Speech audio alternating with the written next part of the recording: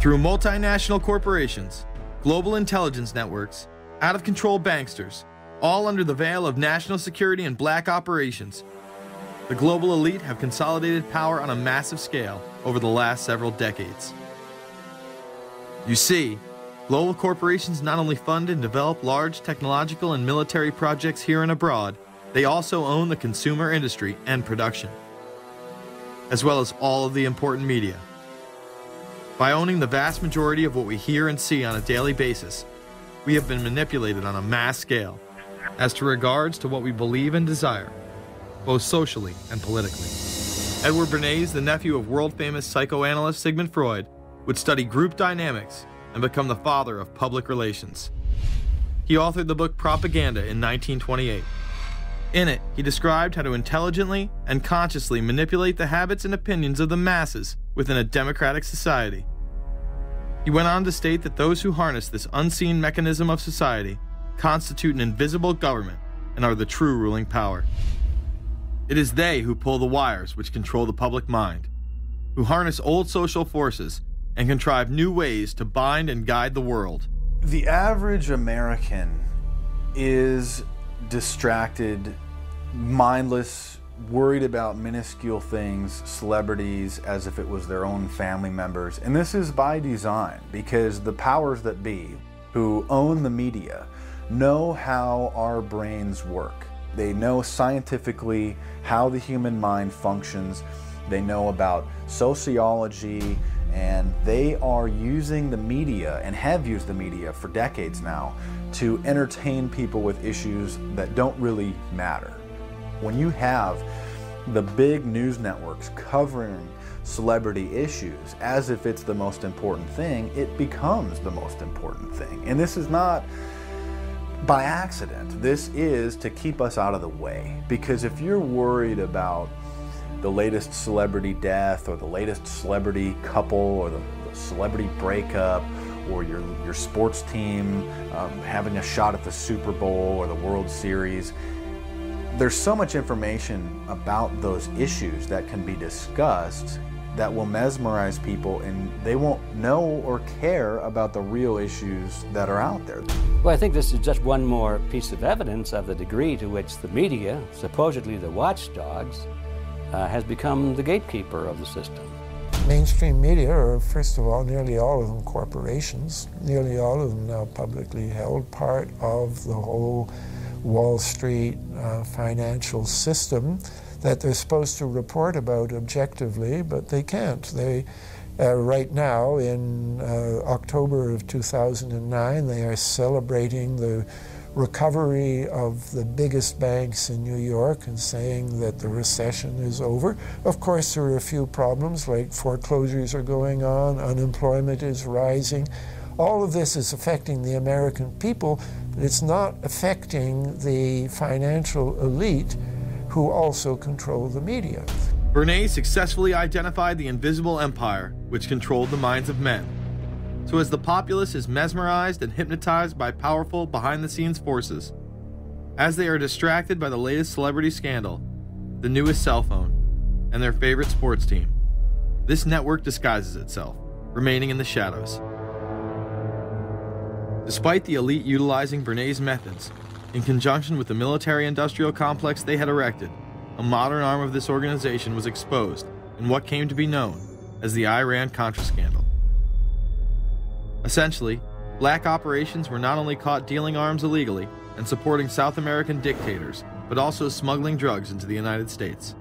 Iran-Contra was really the merging of two different programs. The first one was support for the Contras, who were, let's face it, a force of terrorists in Nicaragua trying to overthrow the Sandinista government.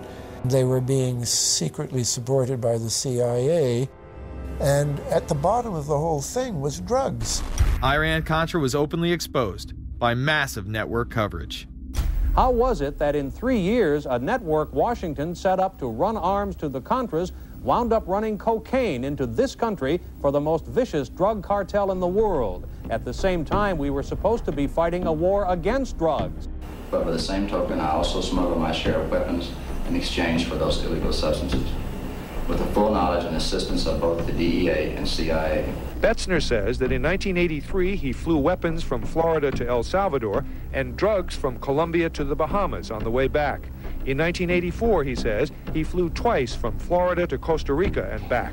We could bring back our own cargo, and they would arrange it, or we could bring back their cargo without ever having to worry about interception, arrest, anything like this, that everything was taken care of. What kind of cargo were you talking about? Drugs.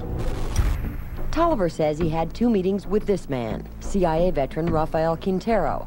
Then in March of 1986, he says he flew 14 tons of weapons down to Honduras, to this Contra resupply base set up by the CIA. We take off from Tegucigalpa, Honduras, and we leave.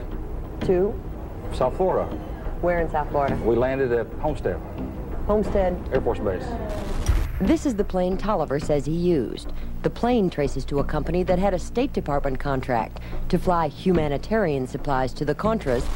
In addition to that, 3 dozen sources confirm the basic scheme. We can now report that long before that operation began, there was another operation to provide guns for the Contras, which was also against the law.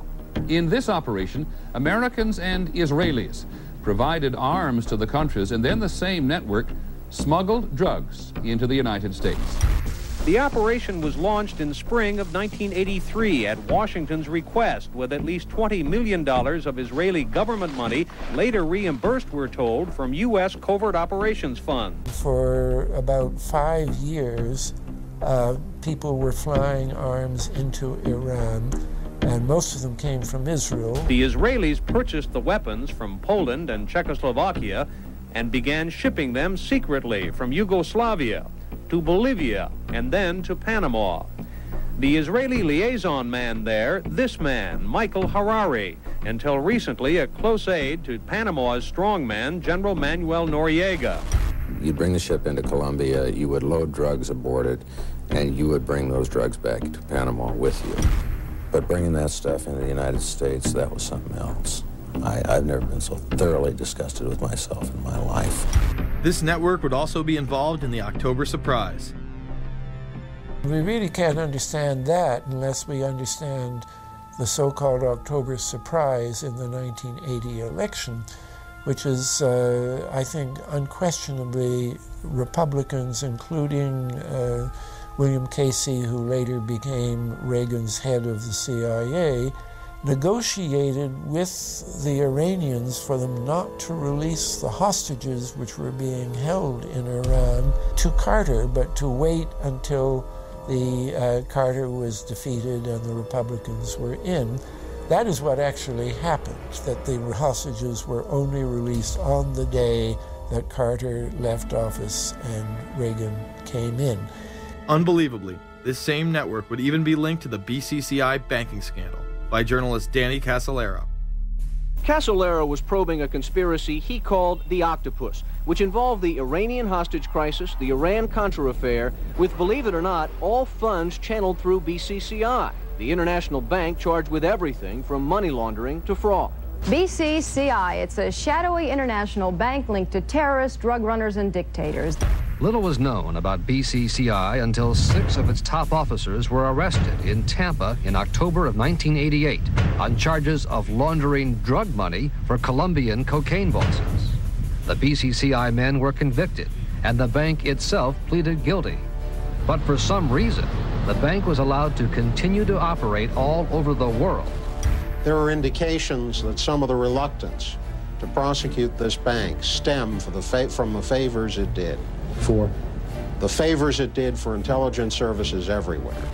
Too many secrets of too many countries, too many prominent people, too many hands-on, and that makes it desirable that this entire affair be forgotten. It began to become clear that the global traffic of drugs were funding violent dictators, rigging elections, supporting the arms trade, and enforcing the assassination of anyone who got in the way. Casolaro was found dead for his efforts in exposing this network. His death, of course, ruled a suicide. He was meeting a source in West Virginia. He was about to discover all. Instead, his body was discovered in a hotel room with 12 slashes in his wrist, but when the local authorities ruled it suicide, the family said, no way. The housekeeper had taken calls threatening his life. And I pick it up telephone, I say hello, And he said to me, "You son of a bitch,